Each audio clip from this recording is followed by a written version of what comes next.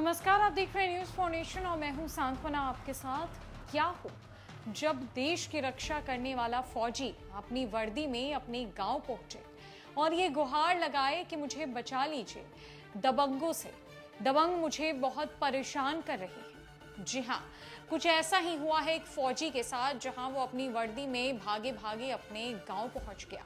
उसके बाद सरकार से गुहार लगाने लगा कि उसे दबंगों से बचा लीजिए। आखिरकार ये मामला कहाँ का है और ये मामला क्या कहता है, क्या कुछ हुआ उस फौजी के साथ, सरकार किन दबंगों के लिए वो गुहार लगाता फिर रहा है, जानते हैं। असल मैं देश की रक्षा करने के लिए लड़ रहा हूं और दबंगों ने हमारी जिंदगी पर कब्जा कर लिया।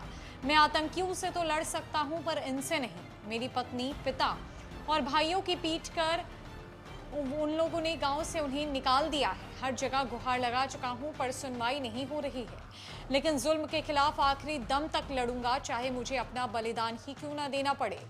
न्याय की गुहार लगाते ये दर्द भरे अल्फाज सेना के जवान जगत सिंह के हैं। दहशत इस कदर है कि बुलेट प्रूफ जैकेट पहनकर गांव आना पड़ा। बोले 3 बार मुख्यमंत्री के दरबार में हाजिरी लगा चुका हूं लेकिन न्याय नहीं मिला।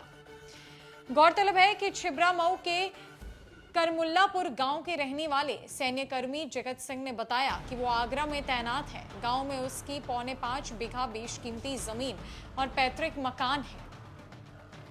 आरोप है कि जमीन पर यहीं के दबंग ने कब्जा कर लिया है। 2.5 साल पहले मकान पर भी अवैध कब्जा हो गया था, पर काफी दौड़ भाग कर इसे छुड़वाया था। दुखी मन से जगत बोले 2.5 साल पहले उनका पूरा परिवार गांव से पलायन कर चुका है।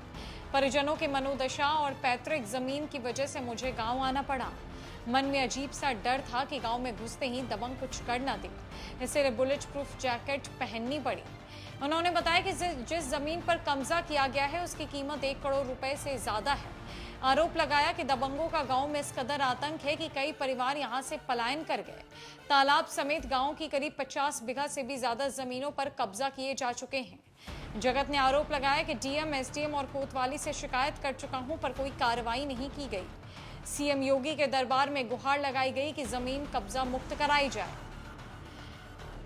बहरहाल एसडीएम अशोक कुमार के मुताबिक जवान ने जो प्रार्थना पत्र दिया था उसकी जांच के निर्देश दिए गए हैं। अगर किसी ने जमीनों पर कब्जा कर रखा है तो कड़ी कार्रवाई की जाएगी। वहीं कोतवाल अजय पाठक का कहना है कि जगत सिंह कोतवाली आए थे, उनकी बात सुनी गई है। दरअसल ट्रस्ट के नाम पर 25 बीघा जमीन है, जिसमें 1.5 बीघा जमीन हाईवे के लिए अधिग्रहित हो गई है। दूसरा पक्ष ट्रस्ट को अपना बता रहा है, जबकि पूरा मामला हाईकोर्ट और दीवानी न्यायालय कन्नौज में विचाराधीन है। इसमें कोतवाली पुलिस का कोई दखल नहीं है। फिर भी फौजी की बात सुनी गई है, जो भी उचित होगा वैसी कार्रवाई की जाएगी। ये मामला योगी आदित्यनाथ कि राज्य उत्तर प्रदेश का है, जहां एक फौजी को बुलेट प्रूफ जैकेट पहनकर अपने गांव आना पड़ा। वो भी इसीलिए कि दबंगों के द्वारा उसके साथ भी मारपीट ना की जाए, उसका भी हश्र बुरा ना हो। ऐसे में उसने बताया कि जमीन और पैतृक आवास उसे गांव की ओर खींच लाया, क्योंकि परिवार की मनोदशा उससे देखी नहीं जा रही। फौजी ने साफ कहा कि मैं आतंकवादियों से तो लड़ सकता हूं पर इन दबंगों से नहीं, पर अपनी आखिरी दम तक अगर मुझे लड़ना पड़े तो मैं लड़ूंगा और अगर मुझे बलिदान देना पड़े तो मैं बलिदान भी दूंगा। माना जाता है कि योगी आदित्यनाथ की सरकार में कोई भी अछूता नहीं रहता।